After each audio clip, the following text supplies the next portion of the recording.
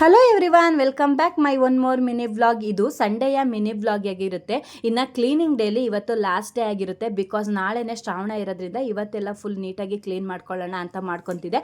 ಅದರಲ್ಲಿ ಫ್ರಿಜ್ನ deep clean ಮಾಡೇ ಇರಲಿಲ್ಲ, ತುಂಬ ದಿನ ಆಗಿತ್ತು. ಸೊ ಹಾಗಾಗಿ ಇವತ್ತು ಡೀಪ್ ಕ್ಲೀನ್ ಮಾಡೋಣ ಅಂತ ಹೇಳಿ ಫ್ರಿಜ್ಜಲ್ಲಿರೋ ಐಟಮ್ಸ್ನೆಲ್ಲ ನೀಟಾಗಿ ಹೊರಗಡೆ ಎತ್ತಿಟ್ಟು, ಅದಾದಮೇಲೆ ಅದರಲ್ಲಿರೋಂಥ ಬಾಕ್ಸಸ್ಗಳು ಟ್ರೇಗಳನ್ನೆಲ್ಲ ನೀಟಾಗಿ ವಾಶ್ ಮಾಡಿ, ಬಿಸಿಲಿತ್ತು ಅಂತ ಬಿಸಿಲಲ್ಲಿ ಒಣಗಕ್ಕಿಟ್ಟು ಇನ್ನು ಫ್ರಿಜ್ನ ನೀಟಾಗಿ ಒರೆಸ್ಕೊಳ್ಳೋಣ ಅಂತ ಒರೆಸ್ಕೊತಾ ಇದ್ದೆ. ಈ ಫ್ರಿಜ್ ತಗೊಂಡು ನನ್ನ 6 ವರ್ಷ ಆಯಿತು. ಇವತ್ತಿನವರೆಗೂ ಯಾವುದೇ ಥರದ ಪ್ರಾಬ್ಲಮ್ಸ್ ಕೂಡ ಬಂದಿಲ್ಲ. ತುಂಬ ಚೆನ್ನಾಗಿ ಯೂಸ್ ಆಗಿದೆ. ಬಟ್ ಅಲ್ಲಲ್ಲಿ ಸ್ಕ್ರ್ಯಾಚ್ ಆಗಿದೆ. ಬಿಕಾಸ್ ನಾವು ಮನೆ ಶಿಫ್ಟಿಂಗ್ ಮಾಡಬೇಕಾದ್ರೆ ಆಗಿರೋಂಥ ಪ್ರಾಬ್ಲಮ್ಸ್ ಅದು. ಅಷ್ಟು ಬಿಟ್ಟರೆ ಸರ್ವಿಸಲ್ಲಿ ಯಾವುದೇ ಥರದ ಪ್ರಾಬ್ಲಮ್ ಆಗಿಲ್ಲ. ತುಂಬ ಚೆನ್ನಾಗಿ ಯೂಸ್ ಆಗಿದೆ.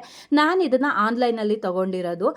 ತುಂಬಾ ಚೆನ್ನಾಗಿದೆ ಅಂತ ಹೇಳ್ಬೋದು. ಸೊ ಇದಾದಮೇಲೆ ಇನ್ನು ಅದನ್ನೆಲ್ಲ ನೀಟಾಗಿ ಒರೆಸಿ ನನ್ನ ಮಕ್ಕಳಿಬ್ರು ನನಗೆ ತುಂಬಾ ಹೆಲ್ಪ್ ಮಾಡ್ತಾಯಿದ್ರು. ಬಾಕ್ಸಸ್ಗಳನ್ನೆಲ್ಲ ಹೊರಗಡೆ ಇಟ್ಟಿದ್ನಲ್ಲ ಅದನ್ನೆಲ್ಲ ತಂದು ಕೊಡ್ತಾಯಿದ್ರು. ನಾನು ಕೂತ್ಕೊಂಡು ನೀಟಾಗಿ ಅದನ್ನೆಲ್ಲ ಒರೆಸ್ಬಿಟ್ಟು ಇನ್ನು ಎಲ್ಲ ಐಟಮ್ಸ್ನು ಕೂಡ ಅದಕ್ಕೆ ಹಾಕಿ ಸಗ್ರಿಗೇಟ್ ಮಾಡಿ ಇಡ್ತಾ ಇದ್ದೆ.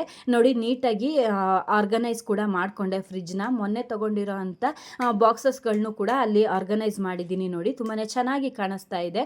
ಸೊ ಇದನ್ನೆಲ್ಲ ಮಾಡಿಕೊಂಡು ಅಷ್ಟರಲ್ಲಿ ಇನ್ನು ಹೊರ್ಗಡೆ ಎಲ್ಲ ಸ್ವಲ್ಪ ತೊಳಿಬೇಕಿತ್ತು. ಸೊ ಪಾಟ್ನೆಲ್ಲ ತೆಗೆದು ತೊಳೆದೇ ಇರಲಿಲ್ಲ, ತುಂಬ ದಿನಗಳೇ ಆಗಿತ್ತು. ಸೊ ಹಾಗಾಗಿ ಅದನ್ನೆಲ್ಲ ತೊಳೆದು ಇನ್ನು ನನ್ನ ಹಸ್ಬೆಂಡ್ ಹಾಗೆ ಬರ್ತಾ ನನ್ನ ಹೆಂಡತಿ ಸುಸ್ತಾಗಿರ್ತಾಳೆ ಅಂತ ಹೇಳಿ ಪಾನಿಪುರಿನ ತೊಗೊಬಂದಿದ್ರು. ಕುತ್ಕೊಂಡು ಎಲ್ಲರೂ ಕೂಡ ಪಾನಿಪುರಿನ ತಿಂದ್ವಿ. ಸೊ ಇದಾಗಿತ್ತು ಇವತ್ತಿನ ಮಿನಿ ವ್ಲಾಗ್. ನೆಕ್ಸ್ಟ್ ವಿಡಿಯೋದಲ್ಲಿ ಸಿಗ್ತೀನಿ. ಬಾಯ್.